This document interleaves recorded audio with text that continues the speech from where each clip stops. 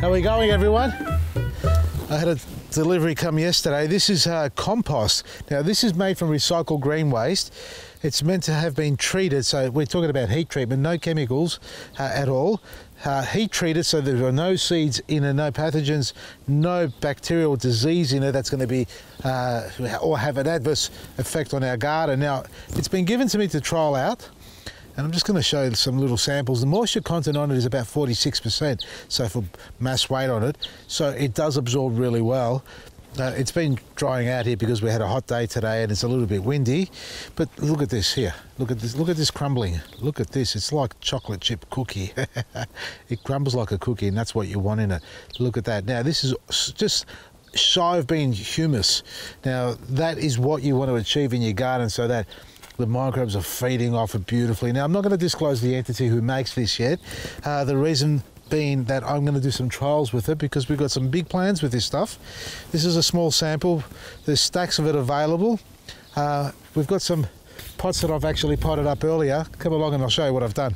I've potted up my tomato plants. I've got the grow pots and I've used it straight. So there's no, now it's compost, right? It's meant to be just mixed into your garden bed. So what I'm doing is different trials in various situations, or, you know, potting mediums, meaning that I'm not going to mix this one here in particular with anything. It's going to grow straight in the compost. It's slightly alkaline.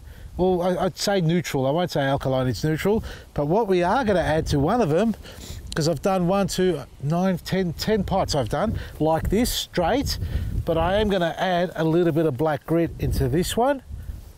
Which one shall we do? Actually, we'll leave those ones over there. There's 1, 2, 3 planters there, and there's another 3 over there next to the potatoes growing. So they're all going to be without black grit. All these ones here are going to have black grit. So just a teaspoon, a tablespoon approximately. There we are.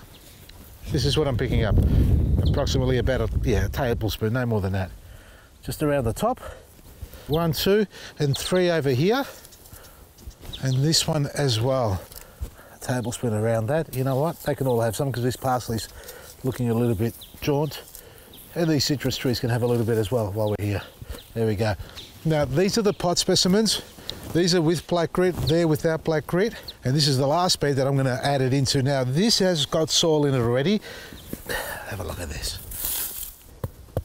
Hard as a rock. I can barely dig it over, okay? This is the stuff that we brought in.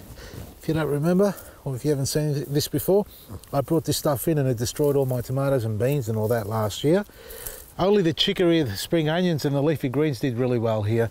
The tomatoes and beans all died on me. So what we're going to do is we're going to bring some of that compost in. We're going to blend it in about 2 or 3 inches below, about 50 to 70 mil with the existing soil because it's way too hard to leave like that. And then we're going to top it up with another 100, 150 mil on top, straight compost. We're not going to blend it with anything. None of my charcoal, no black grit in this one here, no chicken manure at all, just a little bit of mulch on top so we can protect it. This is a bed that we did with that same soil, right? We used the same soil, we blended our own, and this is the result. See that? Before, I couldn't put my fingers in it, in the bed next to it. Exactly the same soil, a little bit of bark and all that. Now, this is my compost that I made over here, and I added it into it. So they included my chicken, my black grit, my bark, my charcoal, my worm castings. But that in itself is a long process to do, to actually age the chicken manure and the bark itself so you can blend it in together. Having this compost delivered to me the way it is, and from what I understand its background, I reckon it's going to be pretty good. It looks really good. It looks like it draws the moisture in. It's not hydrophobic. The nutrient level is really good on it as well. So we're just going to do the trials out. So the verbal agreement's been done and had. Now we're going to see the practical side of it and see how it works. So we've got our grow pots over there. We've got a raised bed over here. And we've also planted over the other side. I've planted some tomatoes here. Don't look at the mess. This garden bed now from last year to now hasn't been top dressed, just a little bit of mulch on top, hasn't been composted. I've planted my chilies, that's what they are, chilies. You can see over there, it's holding its green there, but I put a couple of shovels worth and I've mixed it in on the surface, only scratched it in a little bit. But with the tomatoes, I drilled a hole and I used my auger bit to drill it, and then I oversized the hole and I added a little bit of this compost into it. So it's a half blend and a top dress. This needs to be pruned really hard. We're talking about the kumquat here. It's yellowed off. I've got to pick the fruit off it, and I've composted that as well. That's had a couple of, at least 4 shovels. I won't say a couple of shovels. Stevia's come up again. So what's going to happen with this one, we're going to top dress it again with the mulch so we don't have it exposed to the sun rays, holds its moisture, and we'll see how they go. You know, let's see if it greens up or goes backwards. No black red at all. I haven't fed the rest of the garden. Tomatoes are here, chilies are there, and we've also done a couple of native trees. Planted this grevillea here, it's Excelsior, grows up to about 5 metres. Look, I had it in the shade because it was only in the pot and the high winds were giving it a beating. It should settle down now. This has been watered. Now I did mix this in with the natural soil that we have here, sandy loam. That's what it is, and about 400 down it's all clay, but this part here's been filled in, it's raised up, so there's a little bit of rubble in there as well. When I dug the hole here, I found a couple of bricks and a little bit of a few rocks here and there, but that's okay because it is a native plant, doesn't need much attention. So we've got one here, and we've done some corymbias over here as well. These little ones here, this all has to be redone. Have a look at this. This is what's killing me the most. The Silver Princess, have a look at them. They've just all given up the ghost. This has got scale on it. Admittedly, my fault. This, all right, I'm showing you my, oh, I nearly swore. I should swear, and I reckon a lot of you are swearing at the moment because you're seeing this. Have a look at this scale all over it. Damn you. Oh. Giving up the ghost, huh? You wonder why? Scale. Well, folks, on 20 acres, don't expect me to be everywhere every day of the week. That's the hardest problem I have here. So these are going to have to be treated tomorrow now. I'm going to have to cut them back. This is gone. All these side branches are gone. Going to get rid of them.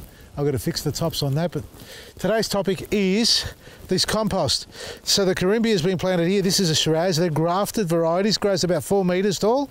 Beautiful. Look at those colourful flowers. It's got that. It is a Shiraz colour, like that beautiful wine. Now, you know what's happened here? Nothing. It's actually good. I thought the rabbits got here, but I actually created a well. This is what the soil here is naturally hydrophobic. So getting water into here is a struggle. We've got the drip system, and you can see how the ants use it as the freeway. They travel up and down. It's a nice clean run, no potholes. But when it comes to hydrating these plants, you need to create a little well around the base of the plant so the water sits in there and slowly absorbs it. So we've got 1 over here, 2, 3 over there, and there's another half dozen natives that we planted. So folks, sit back, monitor the progress on this. We're going to do the trials on this compost and see what sort of results we get out of it. Now, the people who make the product have done their own tests and trials on it, and they've had some great success. My turn to do it to see how we go, and if I get a bumper crop with the tomatoes and the natives love it, it's going to be a good all-rounder to get out there to you in your garden so you can enjoy a wonderful garden and enjoy some beautiful produce that comes out of it. Check out our website, vasilisgarden.com. We are running some major specials. Pre-Christmas sale is still on, up to 80% off everything online. Merry Christmas with XMAS, the spelling, to get your discount. Apply that and enjoy the rest of your day. From me, Vasily, Maresi.